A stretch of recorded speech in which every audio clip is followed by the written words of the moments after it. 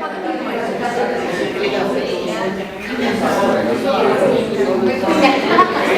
haciendo como llama eso.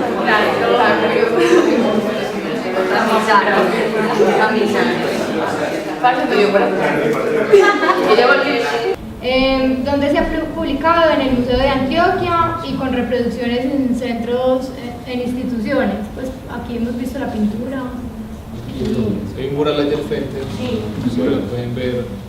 Y había uno antes ahí en la Plaza de las Luces, en la Plaza de Cisneros, ahí donde es el centro comercial ahora La Gran Manzana, en un mural había también una... Y hay otro enfrente, detrás de Nutivar, algo así. ¿Cómo leemos estos documentos desde el presente? Un espacio lleno de posibilidades y los obstáculos de ahora para acceder a un territorio. Si los obstáculos que son institucionales, burocráticos, pues aquí era con hacha y la tierra para el que la trabaja. Pues. Las relaciones con las instituciones, con la familia, pues porque define, y la definición de roles, el señor pues con el hacha, la mujer con el bebé y el atado pues atrás. El hacha es lo que marca más pues que también es una herramienta que siempre se ha vinculado pues con este departamento. Dice que por qué, la última, relación al ejercicio con la práctica profesional, ¿cómo la hemos utilizado? ¿Para qué la podríamos utilizar? La justificación es de por qué cómo llegó la gente hasta ahí, o sea, cómo la gente en ese periodo simplemente en esa cosa expansionista se desplazaba, vamos para allá. Pacho nos hablaba de que era por familias, entonces se iban abriendo.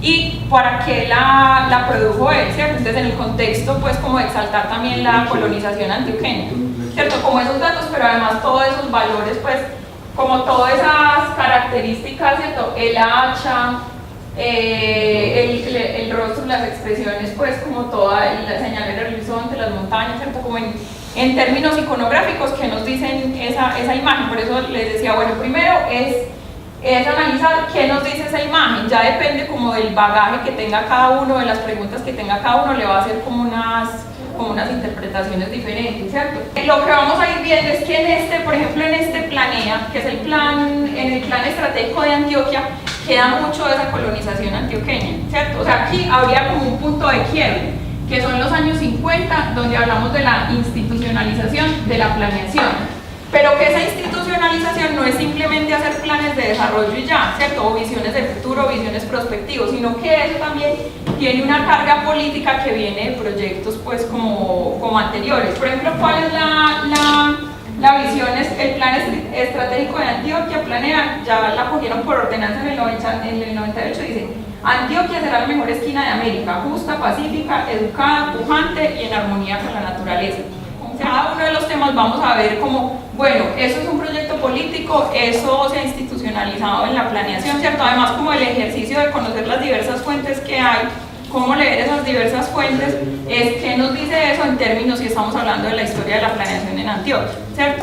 Entonces diríamos, por ejemplo, que la colonización antioqueña es ¿en cuál de estos dos sería un proyecto político, cierto? Porque incluso aparece antes de 1950.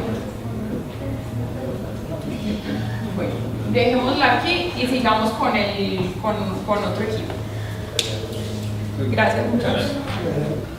Que ahí quedó plasmado que hubo una entidad, que una institución, que hubo alguien que se preocupó, pues además de la élite, de las personas que lo hacían, de una transformación fuerte por Medellín en esa época. Bueno, yo creo que aunque sí fue más preponderante el papel de la Sociedad de Mejoras Públicas en la ciudad de Medellín, yo creo que en muchos municipios ustedes han visto ese logo de la Sociedad de Mejoras Públicas de cada municipio en las bancas públicas, en los parques. ¿Alguien ha visto ese logo en los municipios de Medellín, en otros municipios de Antioquia que no sean Medellín? Sí, en Sonsón. En Sonsón, por ejemplo, ajá. Bueno, ¿y qué significa? Aquí no sabemos, pues como por lo limitado del tiempo no podemos irnos a buscar información, pero la Sociedad de Mejoras Públicas representa esa pugna como entre intereses públicos y privados en la configuración de las ciudades, ¿cierto? Aquí, por ejemplo, la Sociedad de Mejoras Públicas estaba compuesta por varios hombres, en la mayoría hombres prestantes de la ciudad, como Ricardo Olano, ¿cierto? Casi, sí, por no decir pues que todos, porque estaba doña Sofía Ospina de Navarro, pues señoras que también eran como de las mismas familias. Entonces, cuando vemos ese plano, si quieres ponemos el plano.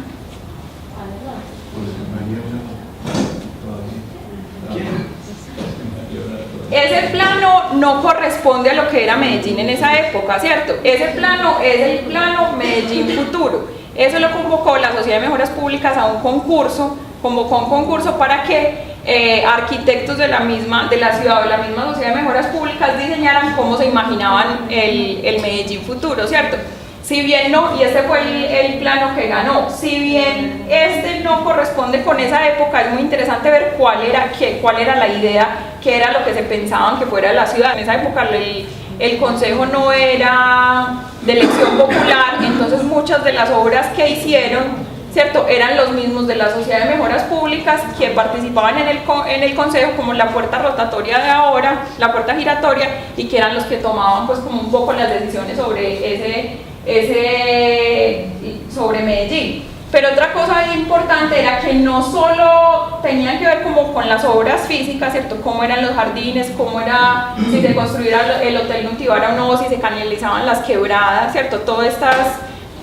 Una de las principales pues obras de infraestructura de principios del siglo XX en Medellín está atada pues como a la Sociedad de Mejoras Públicas, sino también, no solo en el arte, con lo de Bellas Artes, sino en términos de la moral pública, ¿cierto? La Sociedad de Mejoras Públicas era un poco también el que definía, bueno, qué era lo correcto, qué no era lo correcto, como los hábitos, un poco a través de la revista Progreso también, que ahora tenemos otro grupo que nos va a hablar un poco de eso, de Progreso. Entonces este es un libro conmemorativo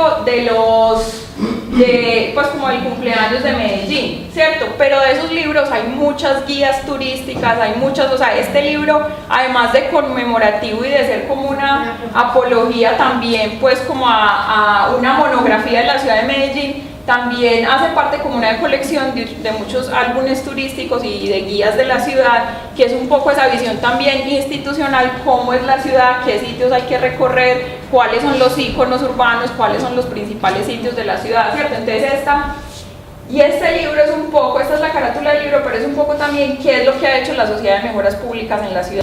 Claro, lo que pasa es que la foto tocaría analizarla con más detalle porque no se ve muy bien si es el tren medio accidentado o si es el tren puesto para la fotografía. La gente evidentemente está posando, ¿cierto?, para la foto. ¿Dónde está el pie de foto de eso? De Benjamín de la Calle, 1869-1934. Y es en Amagá, o sea que está totalmente aislados. No habíamos visto. Amagá, y el otro es tirando pues como para la Magdalena Medio, el accidente. ¿Para qué el documento? Pues obviamente es un poco para tratar de mitigar como los malos comentarios que había producido la prensa relacionados con el accidente. Y lo que hace es tratar de explicar quién era el maquinista y los colaboradores del maquinista, ¿cierto?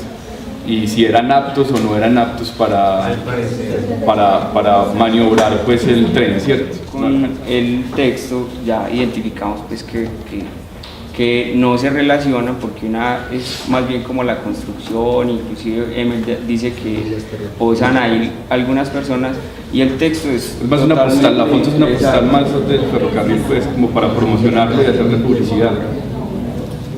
Y pues además de una de las preguntas es qué tipo de documento es. También pues además de ser una exposición que da cuenta de lo que pasó ese día pues y de las causas del accidente, puede ser inclusive también tomado como un documento histórico, ¿cierto?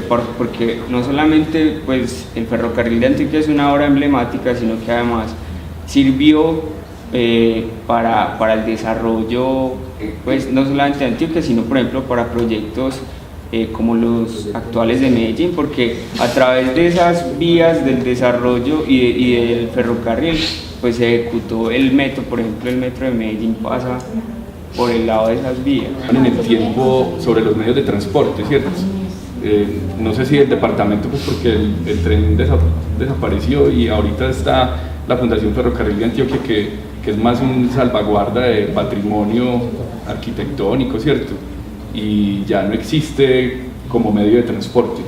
Pero pues lo que decía Juan, un poco el metro respetó la ruta que les vaya a ahorrar hacia el tren, a excepción pues de esa entrada al centro que no se sabe muy bien por qué se hizo, pero pues que son decisiones, sí, son decisiones políticas. Del tranvía en Ayacucho. Entonces es como, además, cómo leemos además de estas fotografías, o sea, cómo no hablamos de pronto de la evolución del transporte en Medellín, sino como qué ha implicado como proyecto político, como en las prácticas cotidianas, que ha implicado como eso que tengamos, el tranvía dejó de existir también porque había unos intereses privados que querían manejar el transporte público, ¿cierto? Como ahora todos los gremios de buses que tenemos, pues un poco simplificando, pues estoy como simplificando a grandes rasgos varias cosas, ¿cierto? ¿Qué pasó con la estación del ferrocarril? Pues ¿por qué se acabó el ferrocarril? ¿Por qué esta imagen es un ícono en la historia de Medellín, en la historia de Antioquia? ¿Cierto?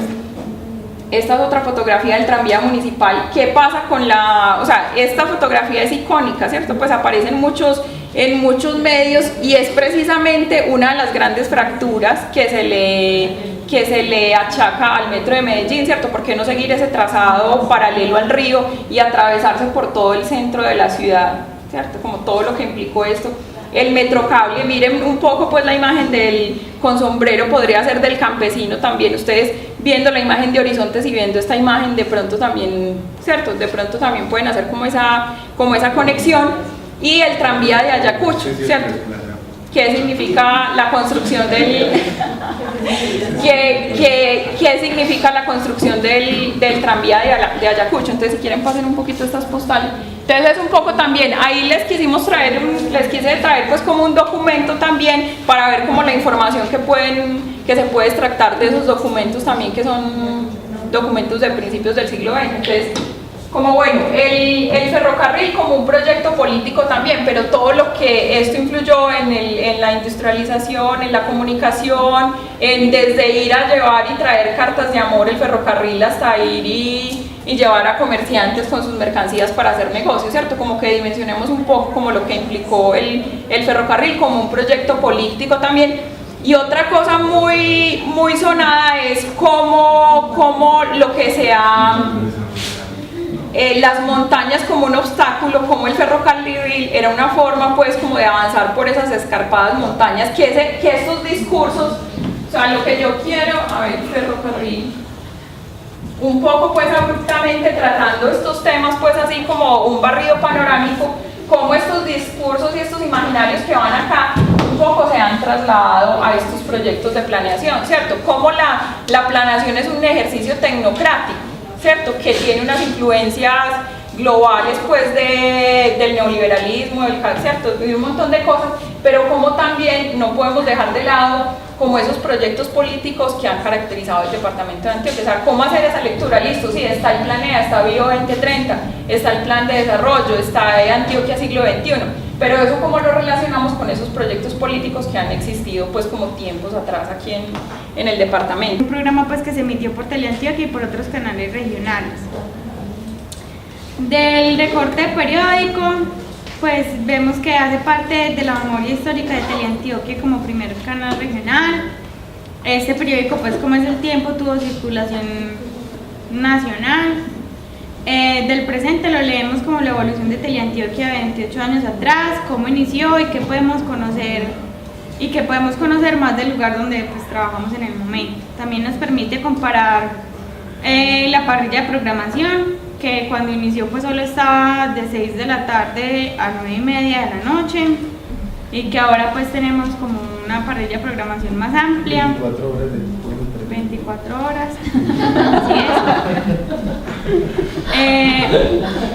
Así es. Y lo más increíble de todo es que hay un programa que se llamaba Yo Me Llamo. Ya con eso tuvimos mucha risa nosotros acá.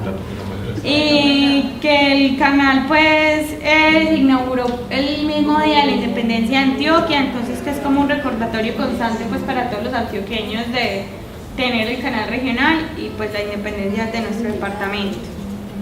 Del logo, Pues este fue como el más complicado de entender porque no está muy claro. Decimos pues que es como que pareciera un sello o un escudo, da cuenta pues de la serie que habla de Antioquia, resaltando hechos que han marcado la historia de los paisas. Tiene varios símbolos que para nosotros representan la naturaleza, porque ahí hay como un animalito y un árbol, creo yo que es un árbol. Entonces también es pues importante para nosotros crear identidad y conocer de dónde venimos como canal.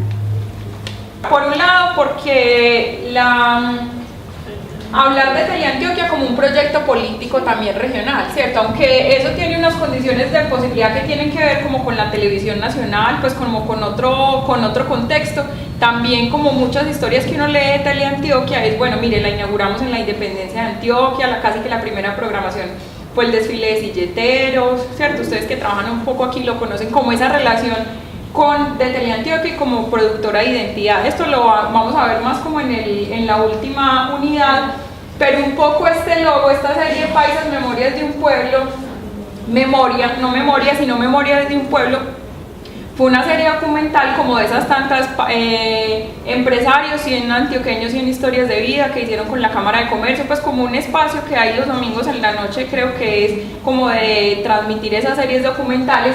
Y en este Paisas, Memoria de un Pueblo, hicieron una recopilación como de toda la historia de Antioquia y lo editaron, lo hizo la IDEA y la gobernación y lo editaron como un material educativo. ¿Qué pasa entonces con esos archivos físicos?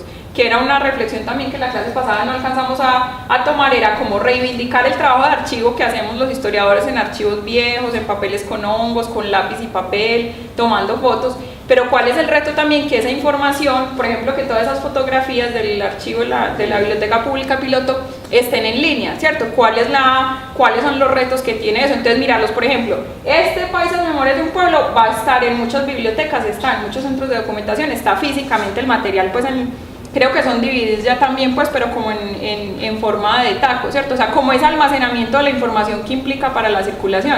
Puede que estas otras cosas que ustedes están haciendo ahora no van a tener ese formato, eso es otra cosa. Estos quisieron que fueran un estuchito, ojalá lo vieran ustedes como una canastica, pues como un estuchito con todos los documentales así, ¿cierto? Porque era la idea de irlos y llevarlos y depositarlos a las bibliotecas de las instituciones públicas de Antioquia.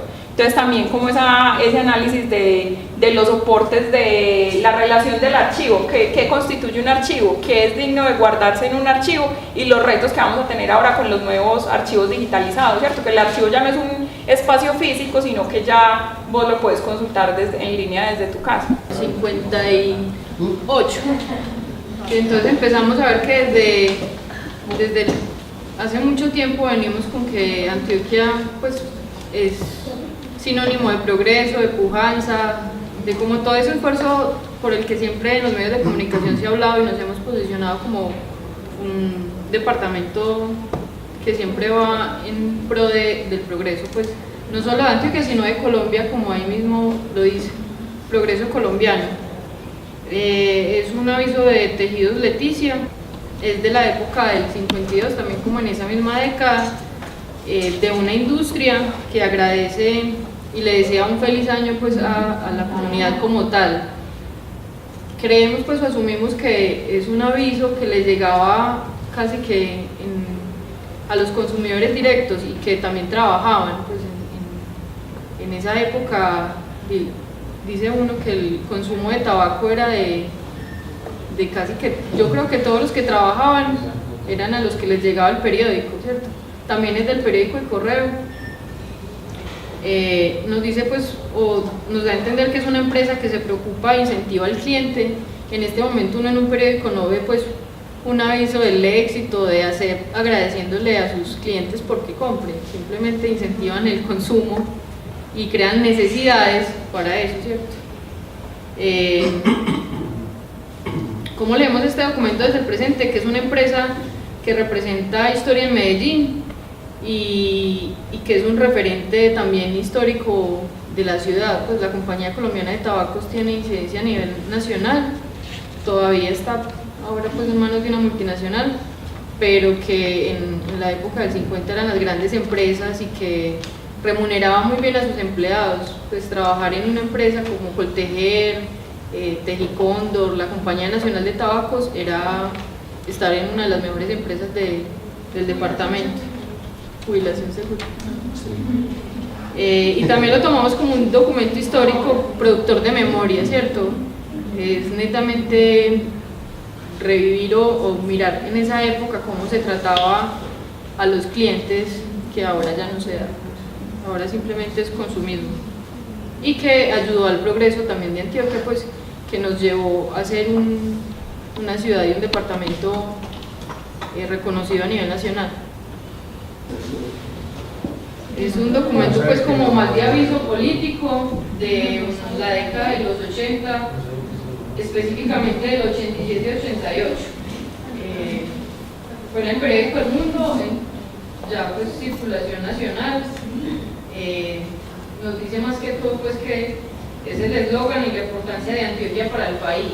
Casualmente en el 87 pues fue el año en que se inauguró el Centro Administrativo Departamental José María Córdoba, ya conocido ahora como el complejo pues de la Alpujarra. Se inauguró en ese año. Pues antes la gobernación estaba en el Palacio de la Cultura Rafael Uribe y en ese año se pasaron para acá. Es un documento en el 87. En el 87. Y está firmada por el gobernador, que en ese entonces era Fernando Paneso Serna, que fue gobernador del 87 al 88. Entonces es un tipo de documento que todavía persiste, pues el gobierno de turno hace publicaciones para posicionar su marca o lema. En ese entonces el eslogan era Antioquia. Por Antioquia. Antioquia será lo que todos hagamos de ella. Dice al final. Es como lo que ahora llamaríamos Antioquia la más educada, ¿cierto?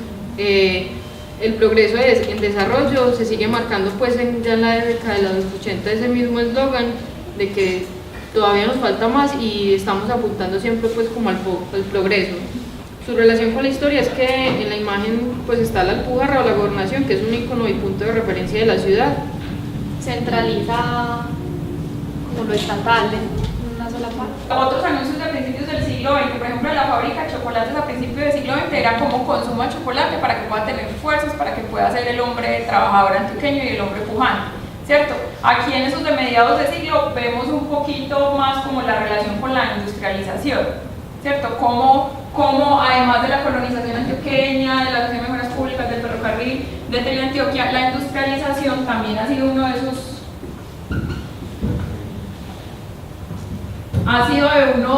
de esos proyectos políticos fuertes paisas, pero como ahora también con esto de la ciudad de servicios y como también, pues cómo hacemos esa lectura de esa época, de la época de 1950, vemos que muchas de esas frases, por ejemplo la última frase que decía la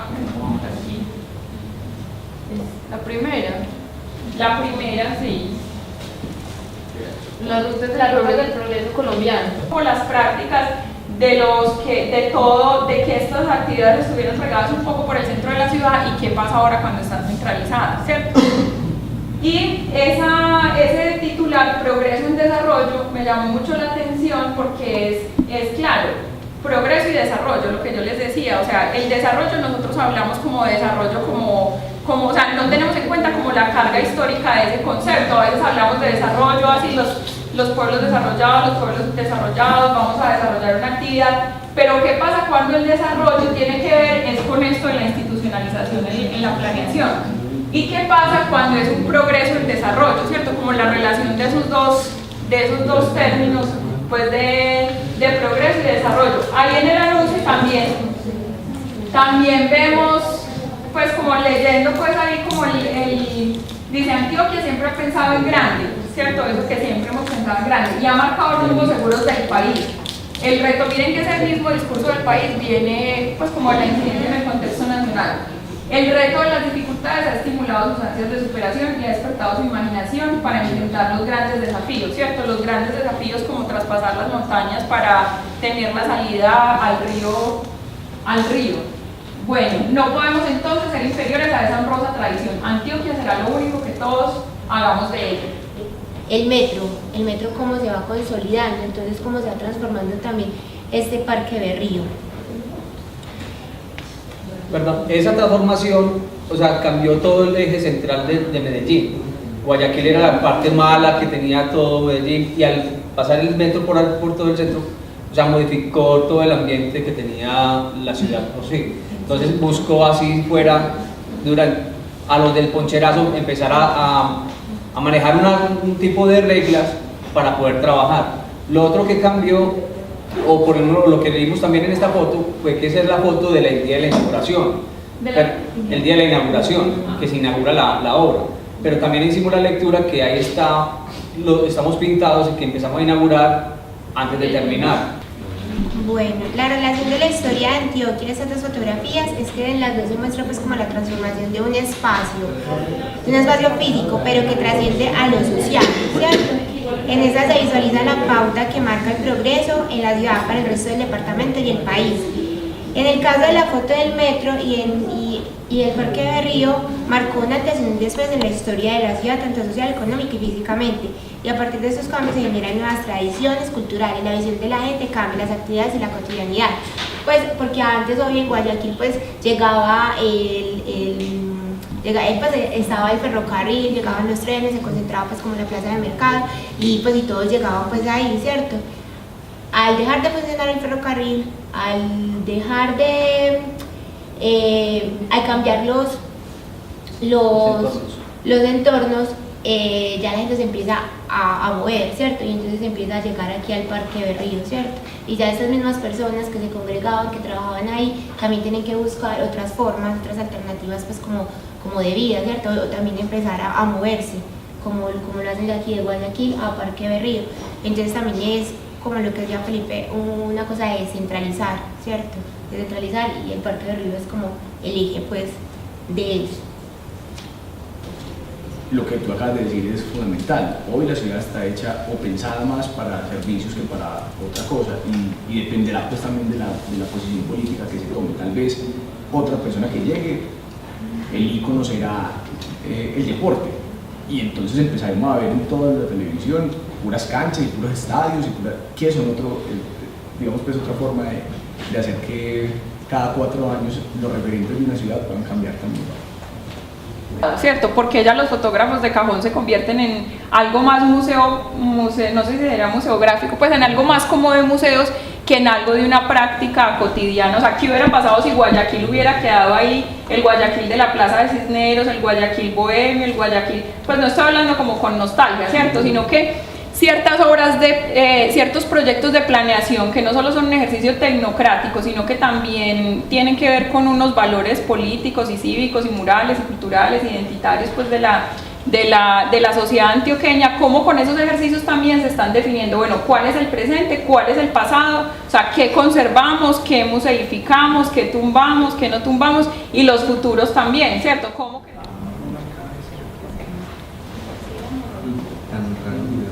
¿A alguno de ustedes les tocó la campaña Quiero a Medellín, pero en los años 80?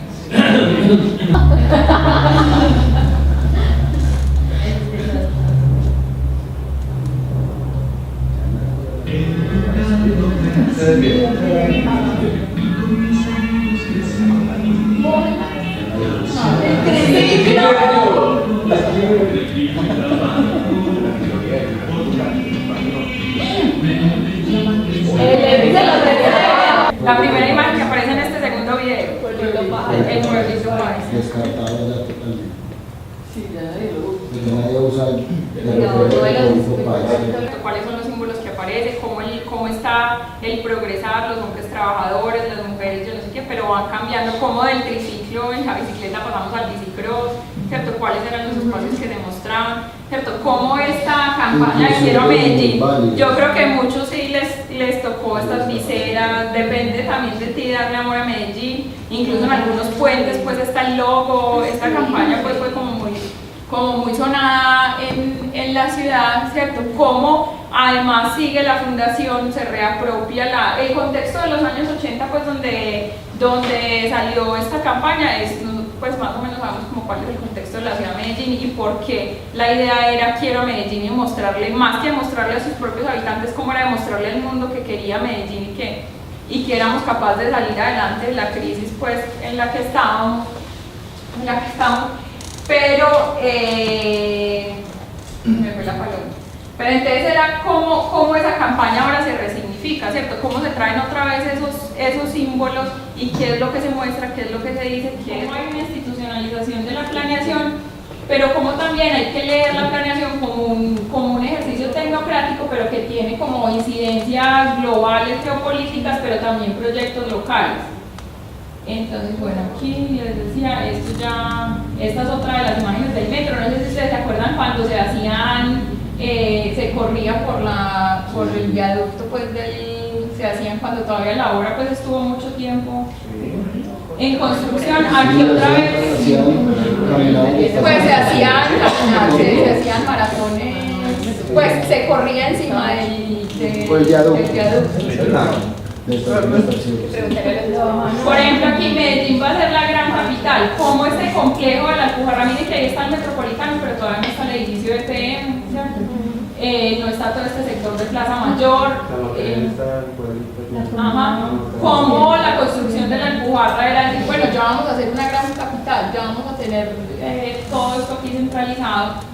Entonces, por ejemplo, yo pienso que algunos de ustedes imaginarán, bueno, vamos a hablar de planeación en Antioquia, ¿cierto? Entonces, ¿cuándo se inicia el Departamento Administrativo de Planeación departamental? ¿Qué ha hecho? Pues como la línea del tiempo, ¿cierto? Esa información yo creo que ustedes la pueden conseguir en otros lados, pero como también la historia no se trata pues como de una cosa evolutiva y lineal, de mostrar, bueno, primero fue este plan, empezamos en una oficina de arquitectos, luego seguimos, bueno. Y ese reconocimiento de la planeación en Antioquia, como por ejemplo con Medellín pasa mucho, bueno, Medellín es un laboratorio urbano, Medellín es el que está montando la parada en términos de planeación, como esa cronología también, pues esa linealidad de la planeación en Medellín. Bueno, aquí los antecedentes de la planeación de Medellín. Pues, ¿qué otra cosa pudimos haber empezado? Bueno, ¿cuál era el contexto nacional para el surgimiento de la planeación en Colombia, ¿cierto? La violencia bipartidista, la declaración del estado de sitio que cerró los congresos, asambleas, los consejos municipales, el golpe de estado, y cómo después el Departamento Administrativo Nacional de Planeación se crea como una forma de coordinar como los cambios, pues como de salir de la crisis. Bueno, preguntémonos por el desarrollo, ¿desde dónde estamos hablando por el desarrollo y de qué desarrollo estamos hablando? ¿Cuáles son esos discursos geopolíticos y cuáles son como la relación con los proyectos locales, ¿cierto? Eso es todo lo que vimos hoy, pues como de todas estas empresas antioqueñas. Y que esos proyectos tienen unas implicaciones en el espacio, ¿cierto? Lo que decíamos, que se construya el metro, que se tumben unos edificios, que otros no, que esos son implicaciones de ese discurso del desarrollo. Arturo Escobar pues es como uno de los antropólogos que más ha trabajado este tema y que ejemplifica muy bien la relación de los países del tercer mundo. Ya después de ustedes, este era lo que yo les decía, progreso en desarrollo. Aquí este ejercicio que de pronto nos aterriza un poco como esos conceptos esta es una imagen de Google Earth del centro de la ciudad. Al lado de acá vemos el Museo de Antioquia. Este de acá es el Museo de Antioquia, esta es la Gobernación, esta es la Plaza Botero, ¿cierto? Este es el Palacio Nacional, todo esto de esta línea acá es el eje de Carabobo, aquí es el Carré, el Vázquez, el edificio Victoria y esta es la estación ferrocarril. Miren que estas están como en rojito, esto porque geografías del desarrollo es como la espacialización de esos discursos del desarrollo en el centro de Medellín. Entonces, como todos estos edificios, que era donde les decía yo que estaba regado un poco las actividades públicas, se concentran aquí en la Alpujarra, en el sector que se generaban antes de que Carabobo fuera peatonal y antes de patrimonializar estos, pues lo que eran el Carré y el Vázquez antes de ser, me imagino que a ustedes también les tocó, pues, que eran inquilinatos, pues, pero que a principios de siglo fueron bodegas de café, pues eran como todas las transformaciones que han tenido en el espacio. Eso es como un primer sector que podemos leer hoy. Otra es como, ustedes también conocieron un poco la Plaza de Cisneros, pues la plaza de mercado, y en lo que se ha convertido todo este sector hoy, que ya se ha materializado hasta la Ciudad del Río, como el emblema de la ciudad de servicios, pues con la Alpujarra, el Metropolitano, Plaza Mayor, el edificio inteligente, que es como como este sector, cómo esos documentos, o sea, cómo tenemos una responsabilidad porque esos documentos van a ser usados como documentos históricos en un futuro.